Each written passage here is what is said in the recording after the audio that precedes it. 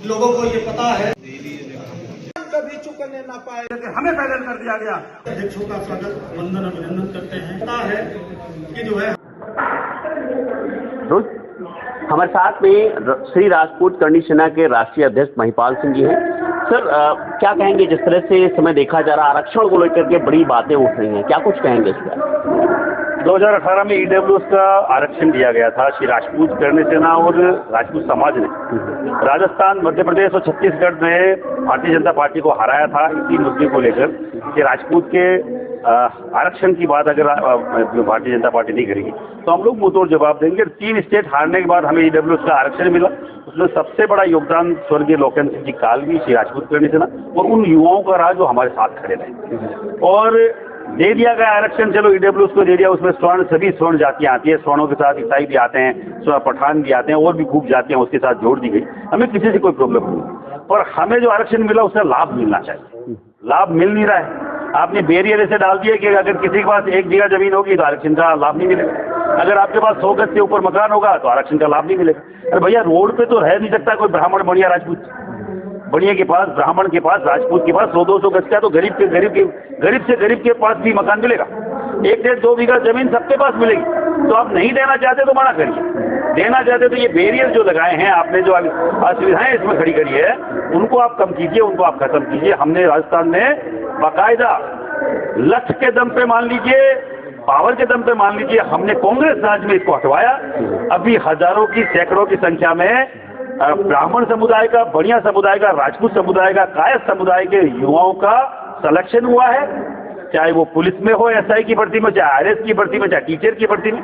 मैं ये मानता हूँ इसका बड़ा लाभ यहाँ भी मिल सकता है, पूरे देश में मिल सकता है। यूपी में इसका सरलीकरण हो, हम लोग चाहते हैं, गाँव-गाँव, ढाणी-ढाणी हम लोग घूम रहे हैं, सरलीकरण होके बाकायदा युवाओं को लाभ मिले। ईडब्ल्यूएस के जो बैरियर है, मकान और जमीन का बैरियर हटाया जाए, ये असुविधाएं जो लगा रखी है वो हटाई जाए, सुविधा मिले, उसके लिए चीजें नहीं होगी तभी युवा आगे बढ़ पाएगा।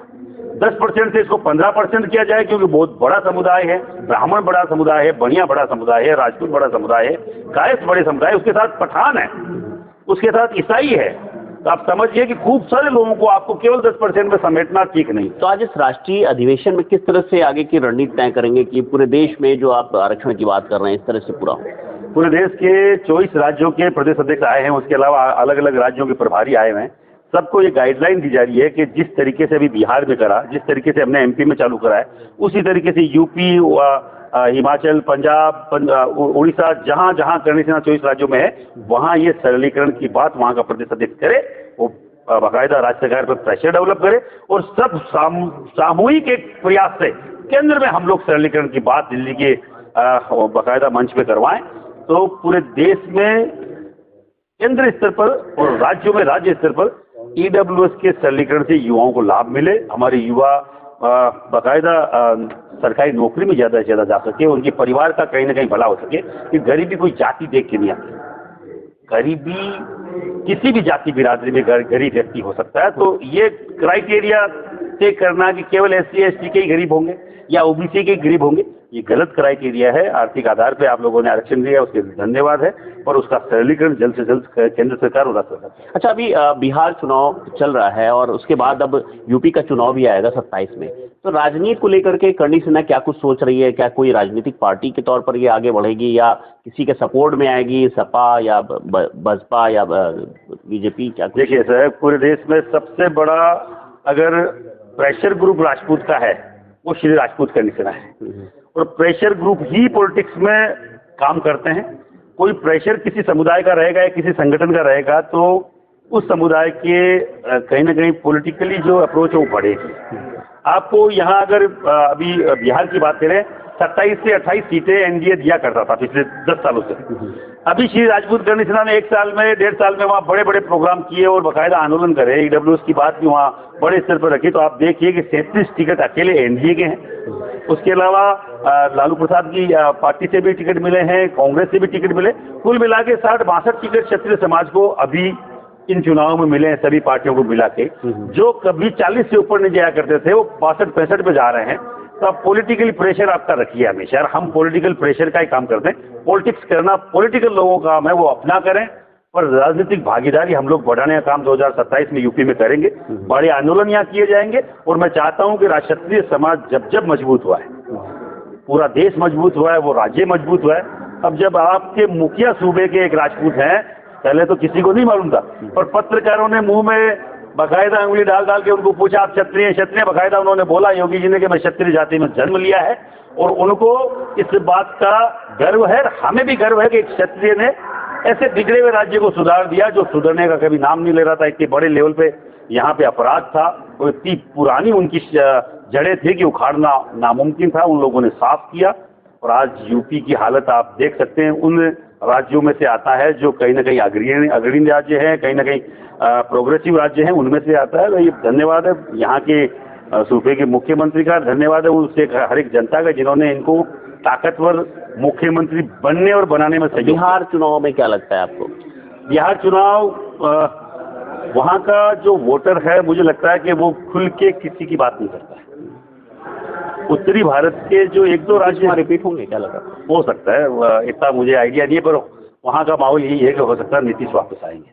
अच्छा, एक आखिरी सवाल, जिस तरह से करणी सेना को राजपूत को लेकर ही जाना जाता है कि करणी सेना माने राजपूत समुदाय, क्या और भी समुदायों को लेकर के आगे चलेंगे या क्या कुछ? सरकार राजपूत करणी सेना के कार्यालय पे अगर कोई दर पे कोई भी आया तो उनका समर्थन करते साथ है।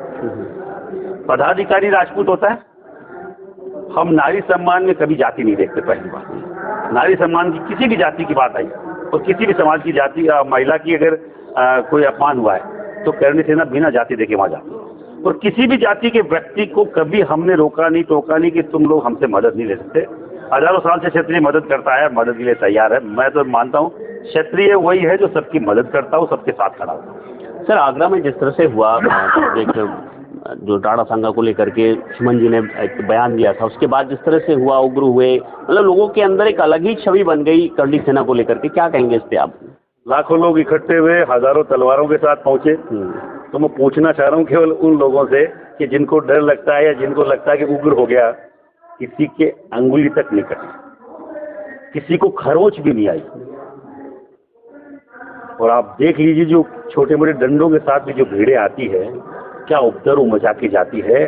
ठेले वालों का ठेला लूट लिया जाता है, दुकान वालों की पानी की बोतलें तक लूट ली जाती है। ठेले वालों का ना तो पानी लूटा गया, ना कोई ठेले वालों का कोई मूंगफली उठाई गई।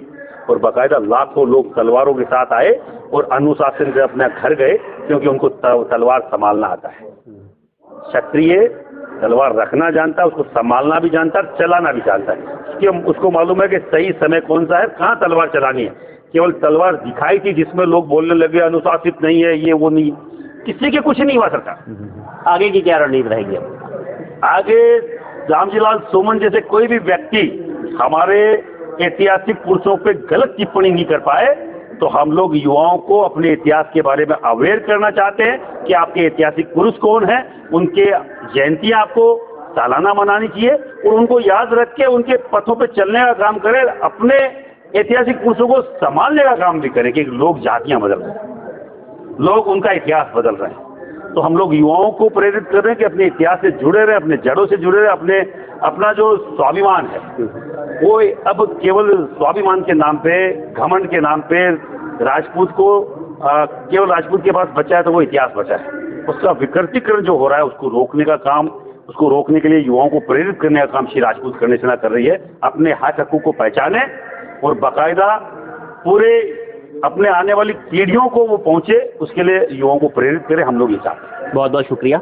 ये थे हमारे साथ में करणी सेना के राष्ट्रीय अध्यक्ष महिपाल सिंह जी, जिन्होंने कहा कि ईडब्ल्यूएस की लड़ाई अब लगातार जारी रहेगी और करणी सेना सर्व समाज के साथ खड़ी रहेगी।